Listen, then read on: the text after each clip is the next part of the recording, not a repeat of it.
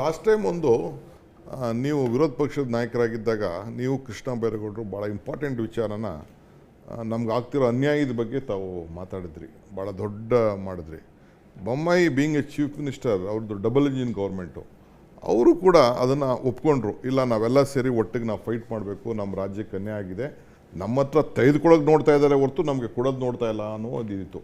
ಇದಕ್ಕೆ ನಾವು ಅವರು ಈಗ ನಮ್ಮ ಜೊತೆಗೆ ಸೇರಿಕೊಂಡು ಹೋರಾಟ ಮಾಡಬೇಕಲ್ಲ, some we have to plan for this. ಯಾಕೆಂದರೆ ಇದು ಅವ್ರದ್ದೊಂದು ಕಮಿಟ್ಮೆಂಟ್ ಅಲ್ಲ ಅಸೆಂಬ್ಲಿಲಿ.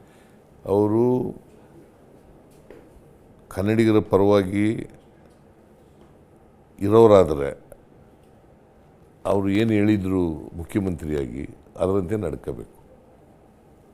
ಏನಾಗಿದೆ, ಅವರು ನರೇಂದ್ರ ಮೋದಿಯವರು, ಅಮಿತ್ ಶಾ ಅವರು ಮತ್ತು ನಿರ್ಮಲಾ ಸೀತಾರಾಮನ್ ಅವರು ಸುಳ್ಳು ಹೇಳ್ತಾ ಇದ್ದಾರೆ. ಇವರು ಅವ್ರ ದಾರಿನಲ್ಲೇ ಸುಳ್ಳು ಹೇಳಲಿಕ್ಕೆ ಪ್ರಾರಂಭ ಮಾಡಿದ್ದಾರೆ. ಸತ್ಯ ಏನು ಅಂತಂದರೆ, ಅವರಿಗೆ ಸತ್ಯದ ಈ ಕರ್ನಾಟಕ ಆಗಿರ್ತಕ್ಕಂಥ ಅನ್ಯಾಯದ ಬಗ್ಗೆ ಅವರಿಗೆ ಅರಿವಾಗಿದೆ. ಆ ಅರಿವಾದದ್ರಿಂದಲೇ ಆ ಥರದ ಸ್ಟೇಟ್ಮೆಂಟನ್ನು ಕೊಟ್ಟಿದ್ದದು. ಈಗ ಅವರು ಯಾರು ಸುಳ್ಳು ಹೇಳಿದ್ದಾರೆ, ಅವ್ರ ಕೇಂದ್ರದ ನಾಯಕರುಗಳು, ಇವರು ಸುಳ್ಳು ಹೇಳೋಕ್ಕೆ ಪ್ರಾರಂಭ ಮಾಡಿದ್ದಾರೆ. That is the difference.